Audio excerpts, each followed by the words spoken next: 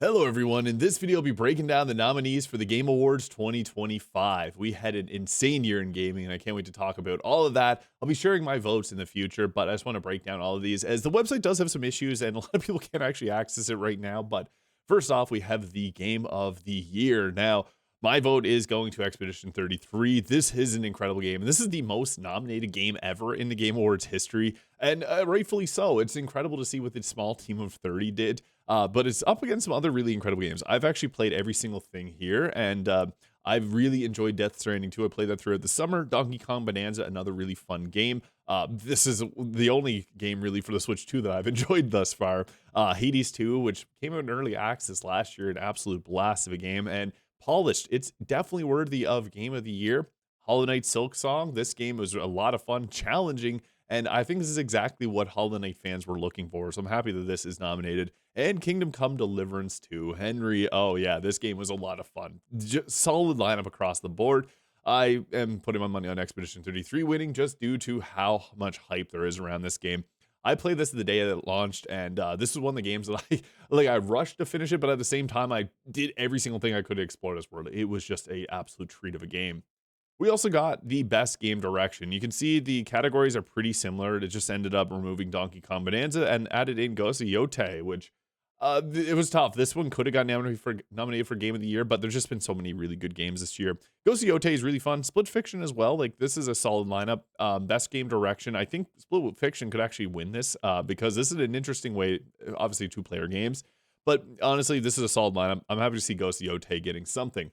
We also got the best narrative here, and Expedition 33 story was just fantastic. But the thing is, all these games had a pretty good story. Silent Hill F was kind of confusing, but Kingdom Come Deliverance 2, a very grounded and solid story. Ghost of Yote actually had a pretty decent solid story. It kind of made me fall off the game compared to some of the other. I really like the story of Death Stranding 2. The ending was extremely emotional, and yeah, if you played Death Stranding 1 and liked it, Death Stranding 2 is that and so much more. But yeah, Expedition 33, beautiful narrative. We also got the best art direction, and there's actually some really nice artistic choices in Silk Song that I wanted to note. Ghost of Yote feels like it's a movie. Death Stranding 2 is a movie, and Expedition 33, I just love the design of their UI and everything about it. It kind of reminds me of Persona in a sense. Like, one of the things I appreciate about Persona is their beautiful art direction, and Expedition 33 nailed it with that. So even, hey, I guess Hades 2, I got to give props to everyone in this. It's a solid list. Those are the best score and music. Now, of all these, Expedition 33 is the only one that I go to listen to. I have a whole playlist on Spotify that I'm commonly playing. The Summer Gestural Party, fantastic summer song. It also has a lot of like ones that'll just literal earworms of songs that get stuck in your head. Honestly, though, all these games had some pretty good music. Death Stranding 2 also had a very solid soundtrack, but I guess across the board, they're all good. My money's on Expedition 33 again here. We also got the best audio design. So this it's kind of a tough choice because audio design versus the actual score and music, it's a tough choice. Some games handle audio design really well, like last year, the Hellblade Saga, that's a really good game. These, I don't know, Battlefield 6 maybe? We'll see. Best performance, this is a big one. Now, a lot of people are upset that Expedition 33 has 3 voice actors here, but I honestly think they could have went with Jennifer English and Ben Starr. Charlie Cox, as amazing as it was that we got Daredevil in the start of Expedition 33, I do think that Jennifer English and Ben Starr are definitely the standouts here. Troy Baker, however, getting props from actual Indiana Jones for your portrayal of Indiana Jones is huge. I'd be even happy if Troy Baker won it but I honestly think Ben Starr did an incredible job as Verso in Expedition 33. But Jennifer English also did a fantastic job as Mile. It's a tough one. I really like their portrayal. My vote's between them, but Troy Baker did a fantastic job as well this year. Now, innovative in accessibility, Ubisoft Shadows, Atomfall, Doom, The Dark Ages, EA Sports, and South of Midnight. I'm not entirely sure what all these contributed, kind of guess similar to the last couple of years. I'll have to do a bit of research on this before I do my voting, as I'm sure a lot of others will. Now, Games for Impact is always an interesting one, because they do have some here that they're typically like smaller indie-style games. Like we have Consume Me, Despelot, Lost Records, Blue and Rage, South of Midnight, and Wanderstop. The South of Midnight's the only one that I really played out of this list, but I'm sure that there's some really nice stories in these games. And best ongoing. This is always a fun one. Now, there's a new challenger in the ring. Marvel Rivals came out last December, and it's actually in like, I love Marvel Rivals. I play it every single weekend on stream. One thing that Marvel Rivals has done well that Overwatch could not do is bringing a player versus environment mode. There was a whole Marvel Zombies, and it's still available right now if you're watching this. It's a really fun game mode. It's single player. You can play with your friends, however. But yeah, Overwatch 2 promised a player versus environment game mode. Never happened. Marvel Rivals within their first year. My vote's going in Marvel Rivals. Now, I am enjoying a lot the Fortnite update with The Simpsons. That's been a lot of fun as well. Final Fantasy 14 gets nominated for this every year. That's kind of a given. I knew that was going to happen. Death Taxes and Final Fantasy 14 getting a Best Ongoing award or nomination. Helldivers 2, I mean, Helldivers 2 kind of pushed me away whenever they nerfed everything so heavily. I played at launch, and then I kind of fell off of it. But I'm sure that this is still a really good game. I haven't returned to it, unfortunately. And No Man's Sky, they put out free updates all the time. Like, for me, it's really between Marvel Rivals, No Man's Sky, and Fortnite. I think they all have done really great stuff this year. And no Man's Sky is really crazy with the amount of free content they put out. But Marvel Rivals, they also now have 44 heroes as of this Friday, which is the same amount as Overwatch 2. And Overwatch has been out for like 10 years now. So this is actually really crazy to see what Marvel Rivals is doing. Just want to talk a little bit about that. But best community sport. This one's near and dear to me. I opened up this video with Baldur's Gate 3, and I'm so happy to see they got nominated again for another year with the best community support. So recognizing a game for outstanding community support, transparency, and responsiveness with all social media activity and game updates and patches. Patch 8, one of the biggest updates I've ever seen, and actually probably the biggest update I've ever seen in a video game before. Patch 8 introduced 12 new subclasses to the game, one for every class in the game. Incredible. It also added in a photo mode. It had mods last year that they added for console. My vote's with Baldur's Gate 3, although I do know that the other games, again, are kind of similar to the ones we got on the last update there. Baldur's Gate 3 is the definite winner here. I honestly, they've just done so much. Adding in the whole patch 8 was just insane. Like, I can't say enough good things about Baldur's Gate 3. I'm going to have a separate video on that.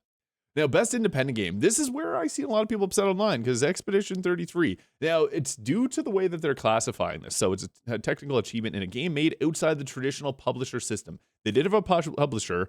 However, this is a small team of 30 people. Yes, they did have literal voice actors from The Lord of the Rings. That's okay. It's kind of tough because I feel like they are going to sweep the Game of the Year awards. And I would have loved to see Hades 2 or Silksong really get this, but I guess we'll have to wait and see. But I wouldn't really say Claire Obscure for this one. But anyways, best debut indie game. My money's going on Mega Bonk. This was, again, Claire Obscure's voted. And Dispatch. Now, I'm surprised we have Dispatch here, but nothing in the voice acting category. However, the reason I think they didn't include this is because we actually had the last episode come out last Wednesday, so it didn't come out in time, unfortunately. Mega Bonk, though, great game. It's really fun. It's kind of like Vampire Survivors, but 3D. Claire Expedition 33, Blueprints, a really solid list of games this year. Oh my goodness. Best mobile games. I avoid these like the plague, but I'm sure there's someone out here. The Phantom X actually came to PC, so that's something interesting. I also avoid it just because, again, it's a gacha game. They're meant to just suck your wallet dry. Yeah, I'm not too sure. I'm sure someone can chime in if they got opinions on these. Best VR. I heard the Marvel's Deadpool game was a lot of fun, so I guess that's one, but I've kind of fallen off of playing VR games. I'm not sure what happened, but yeah, I'm sure there's been some good VR games. I just like sticking to the classics with mods. Best action game. This is an interesting one. Doom the Dark Ages I really enjoyed, but I have not seen a lot of people also enjoy it, unfortunately. Ninja Gaiden 4 been playing that as well. Hades 2 and Battlefield 6, also great games. Best action adventure with Death Stranding 2, Ghost of Yotei, Silksong, Indiana Jones, and Split Fiction. A very solid list of games here. For action adventure, like Ghost of Yotei, I really want to see them get a win, but Hollow Knight, Silksong as well. These two are kind of in contention for me. Best RPG. Now, we got two from Obsidian, which is cool. Avowed came out earlier this year. The Outer Worlds came out a couple weeks ago. Both fantastic games. I'm curious why they put Monster Hunter Wilds in RPG, but I guess it has player customization, and it's a massively multiplayer experience. Kingdom Come, Deliverance 2, and Expedition 33. Yeah, more traditional RPGs there. I really enjoyed the Outer Worlds 2, though. I haven't posted a video on it yet, but I'm halfway through the game. Best Fighting, 2XKO, Capcom Fighting. I love the Capcom classics. Fatal Fury, The City of Wolves, Mortal Kombat Legacy. We actually had a lot of fighting games last year, so there's kind of a lack of fighting games out this year, but I'm sure there's some good ones here that people may enjoy. Now, Best Family is an interesting one because Donkey Kong Bonanza is by far like my favorite game from Nintendo this year. Mario Kart World was good, but I feel like it played it really safe. It's a fun game, but I just wanted more from it. The Lego Party, I've heard a lot of really good things. Personally, I haven't played it myself. Crossworld's pretty fun, and Split Fiction. This is a great game for family. Yeah, a lot of solid games actually in this nominee. Best Sim or Strategy, Final Fantasy Tactics, Jurassic World Evolution, Civilization 7. Now, what's funny about this is this game actually has less players than their previous entries. I'm kind of curious why this is on here, but I know it's a new release. Civilization 7 just kind of had a hard start. The Altar is pretty popular, 2 Point Museum, and Tempest Rising also. And we also got Best Sport and Racing with EA Sports FC, F125, Mario Kart World, that's my vote, rematch, and Sonic.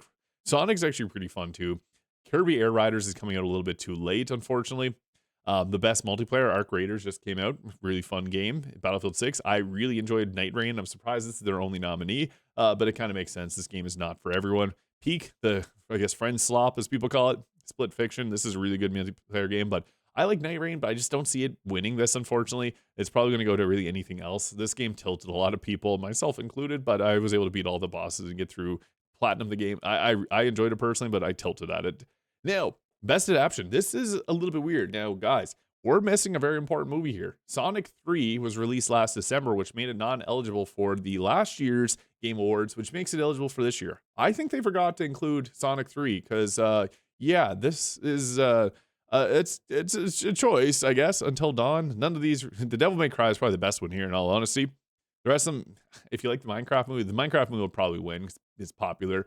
But I'm a little sad they forgot Sonic 3, which would be the best movie here. And next up, we got the most anticipated game. I'm going to vote Wolverine or Requiem, and even Witcher 4. Grand Theft Auto 6, they should have came out already, unfortunately.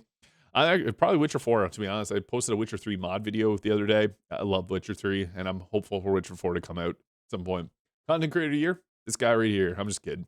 I watch Moist Critical. It's the only one that I really can comment on. Kai CNET's doing some crazy stuff this year, too, but these are a little bit tough. Like the best esports game. I'm surprised that they have Mobile Legends Bang Bang here and not Marvel Rivals, which is actually a pretty big esports scene. I don't know. We'll guess we'll have to wait and see. Valorant, League of Legends, Dota, Counter-Strike, whatever. These are games I don't really play too much.